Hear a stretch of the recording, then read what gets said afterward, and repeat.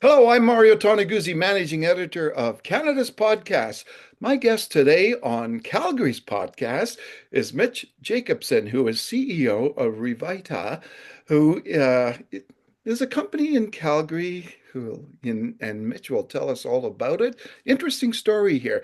Thanks for joining us today, Mitch. Thank you, Mario. It's an honor to be here. I really appreciate you having me. So, tell us a little bit about the company and what it does. Yeah, absolutely. So Revita is a healthy energy drink in this cool pouch. You could think Capri Sun for adults. We've been around for about 5 years, and the origin of the company is when I was in my early 20s. My best friend at the time, he ended up having a heart attack that was attributed to energy drinks. It's a happy ending of the story. He made a full recovery, but that was the light bulb moment for me. What in the world is in these energy drinks? Wanted to create a healthy alternative, and the rest is history. So tell me just a little bit about how you started. It's great to have an idea, but and everybody's got ideas, but like what were the nuts and bolts and actually launching this? Yeah, for sure. The idea is definitely the easy part. So that's the easiest part of it all. So like a lot of aspiring entrepreneurs, I tried a bunch of different businesses and kind of messed around, but never really executed on an idea. But this one was just one that was near and dear to my heart. So the first step for me was literally Googling, how do you start a beverage company?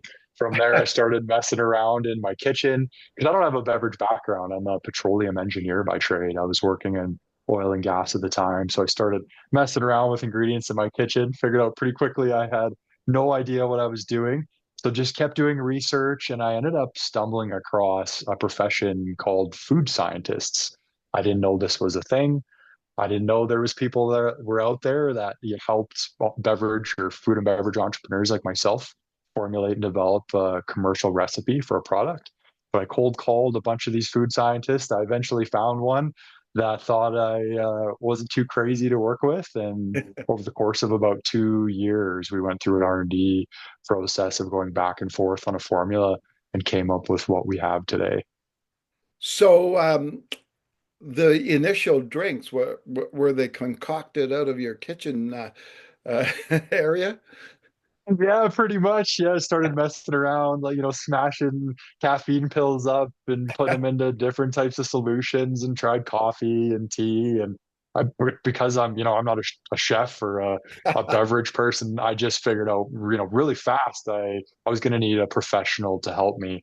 But one thing that was always really important to me was I wanted to use natural ingredients. I didn't want to use a bunch of artificial sweeteners. It was important to, my own personal health journey, but also my customers that I was eventually going to serve, that we use the cleanest ingredients possible. So that was Huh. sort of the guidelines that I gave the food scientist. And then we experimented with all sorts of different ingredients. And it took 2 years and probably 100 iterations before we got to what we have today. Okay, okay, we fast forward from the beginning to today. So how many different flavors do you have?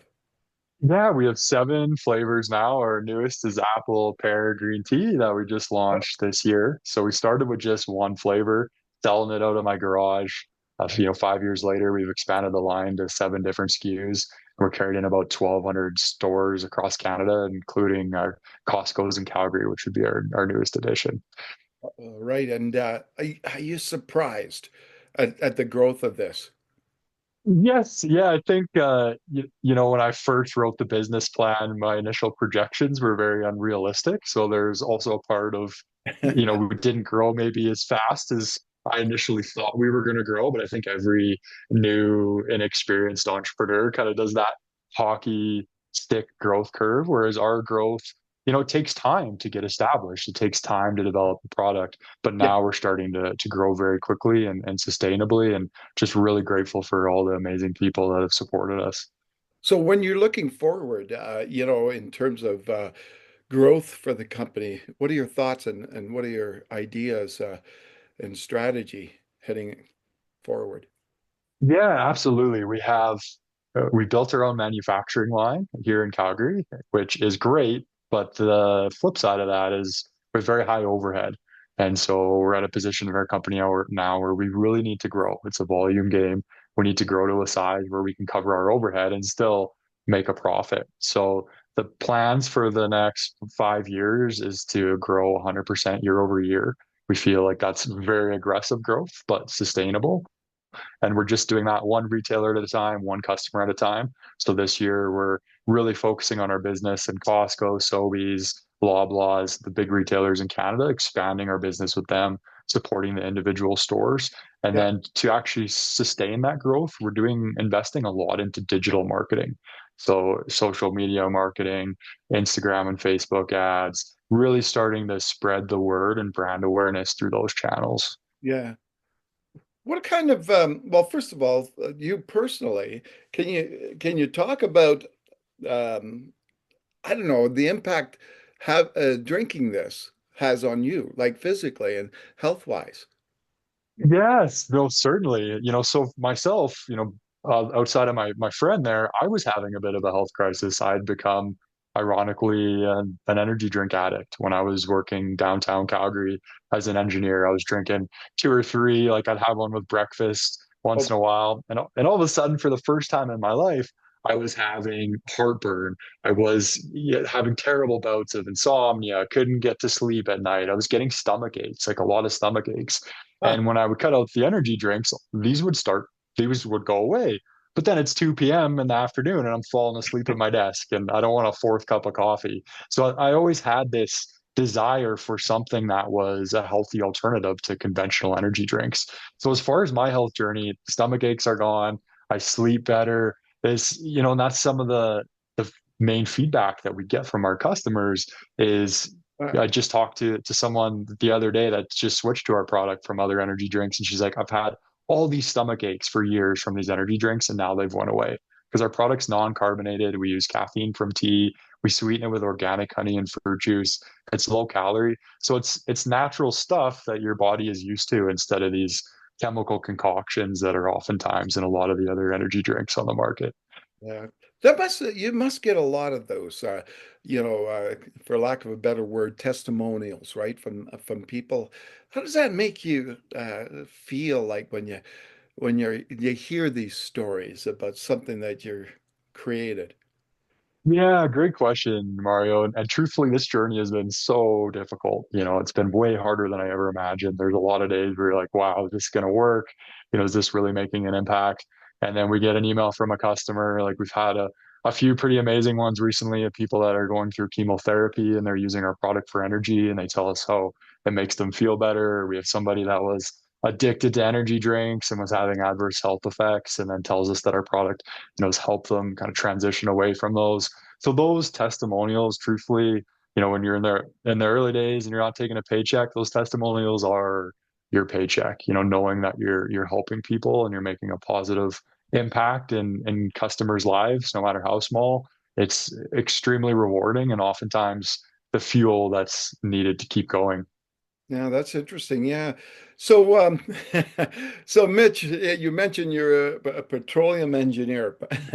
So tell me, when you made that switch, what was the most difficult and most challenging thing to leave, you know, somewhat secure job, and go to something that's, for lack of a better word, risky, I guess. Yeah, for sure. I think that, the security was nice. I had an office with a window and a good paycheck and benefits. And I left that and I didn't take a paycheck for the first 4 years of our business. So I think just the transition of, being my identity was kind of changed from being this semi-successful engineer that was doing okay and was established to really having to humble myself and become, it says in my LinkedIn profile, CEO and janitor, because that's really what I've been the last 5 years, doing Yeah. whatever it took to keep the business afloat, being the receptionist, the janitor, the accountant, whatever it took, keep the business going that day. So I think just I've learned a lot of humility and I've learned a lot of uh, so many great life lessons and the adversity and really having to build this from zero to what it is today. has just been an incredibly rewarding Yeah. and life altering experience for sure. What do you think? I imagine along the journey when things got tough, there were probably times that you thought, what am I doing this for? Like maybe I should just hang up the cleats, right, so to speak. And uh, what kept you going? Yeah, so it really comes down to because you get to a point where it gets so difficult and it's so challenging, and you really have to think about, what is my why behind doing this? And it Mm. can't be money. I think if it's money, you're probably going to quit because I could have made way more money, as an engineer, right? Yeah, But yeah. for me, it really came down to who am I helping? I'm helping my customers. I've, employees that weren't happy at their previous careers or were out of work and now they're here and they're happy. We're able to create opportunities here in our local community. We're able to help our local economy. So I think for me, my why is really rooted in that now is how many people can I help? How many people can I serve with this business? And, the more people you serve, the more successful I'm going to be personally. So I've really just anchored myself in that. And then I'd say, my Christian faith as well is what's kept me going through a lot of the really dark times. Oh, excellent. So, what do you think, from your previous career as a petroleum engineer, what do you think you took from that career that has helped you in what you're doing now? Yeah, absolutely. So when I initially started Mario, the beverage business, I'm like, what does petroleum engineering have to do with the CPG food and beverage space? And it didn't seem like much. Yeah. But ironically, my engineering background has helped me in more ways than I could ever imagine. When Hmm. we were 2 years into our business, we were using a third-party manufacturer, but we outgrew that manufacturing partner, and there was no one else in North America because our packaging is so unique. There was no one else that could fill these pouches for us. We were forced to build our own production line from scratch. Huh. Well, thank God I had this engineering background because I had to manage the project. I had to call the contractors. I had to find a consultant to help us design it, manage the engineers. So that experience that I had in oil and gas, managing people and doing, the engineering side really carried over to building our manufacturing line. And then I had a bit of a sustainability background too. I was working as a water engineer in oil and gas. So that sustainability background is actually what led us to find the pouch. Because when I was looking at the environmental benefits of different packaging types, I ended up finding the pouch because of that background I had in sustainability, just the low Yeah. carbon footprint. And Interesting. Now, if a young person came up to you and seeking advice, they have an idea, they want to be an entrepreneur, what would you tell them? yeah, that's if I could go back and talk to my younger self, I'd say to be a great entrepreneur, you have to be a great leader. And to be a great leader, you have to be an exceptional person. You have to develop exceptional character. And so I would really tell my younger self, work on yourself, read the books, develop good fitness and health habits because you're going to need that when you're working longer hours as an entrepreneur and Yeah. really work on developing your communication skills so that you can become a great leader because that's such a big part of entrepreneurship. I've learned so many hard lessons in that. The first time you have to hire someone and the first time you have to fire someone. These are things that aren't taught in school. You have to learn these skills on your own. So I would say the more you can start to develop your personal character, the earlier you can do that, it's going to serve you so much in entrepreneurship. Hmm. So who or what would you say helped you along the way in this journey? Yeah, for sure. Well, God's always had my back. I have two incredible parents. My dad's an amazing entrepreneur. He started his business in his 40s and he's grown it to now over 200 people. So having him as, a mentor and a resource has just been, he's an unbelievable man. So I'm really blessed to have both of my parents. And then my sister is my business partner. So they've been my support system. My amazing girlfriend, Stacy, who's also an entrepreneur, she's been a great support system. So I think the combination of all, those people is what's pushed me to where I am today. Yeah. Now I'm trying to remember, Mitch, our paths crossed a few years back. Now you were part of what? what was it that you were with? What group that was helping you along the way? Oh yes, our paths did cross, but I'm Wasn't there yeah, I'm drawing a wasn't there like a group that was like had a grant from or some funding from or something like that? yeah, Canadian Agricultural Partnership, and the Alberta government has been extremely supportive. So we've gotten some grant funding through them, especially when we were building our manufacturing line. So I believe we may have been connected Yeah. through them, and that's yeah, the Alberta government has done a lot to help entrepreneurs like myself. We're very grateful. Yeah. Now, what when you look at some of those programs out there for entrepreneurs, but more importantly, I'm looking at Calgary and also Alberta, and what would you say the advantages are of being here and running a business and being an entrepreneur? Certainly. Well, I love Calgary. I have a lot of love for the other cities in Canada, but every time I travel, I always end up missing home. I say Calgary is the city for me. The people Yeah. here, there's something about them. It's a very entrepreneurial city. Like some of the we have tech startups now on top of all the oil and gas entrepreneurship that we have. So there's a very vibrant entrepreneurial community in Calgary, and a lot of people that are willing to meet with you or support you. Even when I was in oil and gas, I was meeting oil and gas startups, and now some of those gentlemen I met there have become some of my mentors. So the city and the province itself, I think, just has entrepreneurship really built into it. Yeah. And there's a lot of opportunities too with the Alberta government, like I was mentioning before, to support young businesses. The tax structure here is more favorable than a lot of other provinces in Canada. So all in all, I think it's just such a wonderful place to start a business. Yeah, and we all know that being an entrepreneur is a full-time job times 10, right? And you've got a lot of hours that you spent and days just at the business, and even if you're not doing the business, it's always sitting there in your head, right? It So is. so you're just curious, how do you I guess develop a balance in your life that your entrepreneurship doesn't just overwhelm everything you do. Yeah, that's a good question. I'm still figuring that out because I would say I'm definitely on the extreme side of having very little balance. It's been an all-encompassing endeavor, and it's something I'm having to learn is how do you step away and take more time for yourself? For me, fitness is a big piece. I think taking care of your health in terms of eating, making sure you're going to the gym, being involved in some type of martial arts or fitness community, I think is really important, and that's helped me.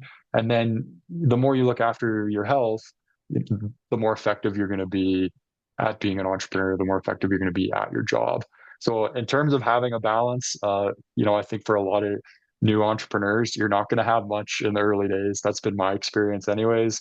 But as we're starting to grow and I'm able to delegate more, Mm. there's more and more opportunities to take a little bit more time for myself. But that's something that truthfully I have a lot of work to do on finding more of a balance. Well, I find it interesting what you just said because I'm also wondering how difficult is it, especially for a starting entrepreneur to give up the reins to stuff, right? This is your baby. I want to embrace that baby, and nobody's coming into it because I don't really trust anybody to do what I want done, etc. How difficult a process is that of, I guess, letting go? Yeah, that's a great point, Mario. That's really challenging is, this is your baby, you want things done a certain way. So I Yeah. think you really have to learn to trust people. And so delegation is something that Carly, my business partner, and I have really grown with in the last couple of years. And we have some amazing people, amazing staff on our team now that we fully trust. But what I find is even more challenging to let go is you get to a point as an entrepreneur, especially in the startup phase, where you have so much coming at you that you can't delegate it all and you can't Yeah. do it all. So you have to it's kind of a juggling act. You have to make sure that the most important, balls are being caught, and you have to Yeah. accept the fact that some of those balls are going to be dropped once in a while, and just, they can always bounce back. You can pick them up later. So yeah, to answer your question, it's something that is very challenging, and you get to a point where you have to delegate and you have to accept the fact that you're not always going to get it all done, and you just do everything in your power to make sure the important tasks are being completed on a daily basis, and that'll keep you moving forward. Yeah, excellent. Well, thanks so much, Mitch, for joining us today. Thank you for having me. It's truly an honor, and thank you for all you do for Canadian entrepreneurs. It's really appreciate it. Thank you. That was Mitch Jacobson, who is CEO of Revita, a Calgary-based company, and I'm Mario Toneguzzi, managing editor of Canada's podcast. Thanks for joining us today.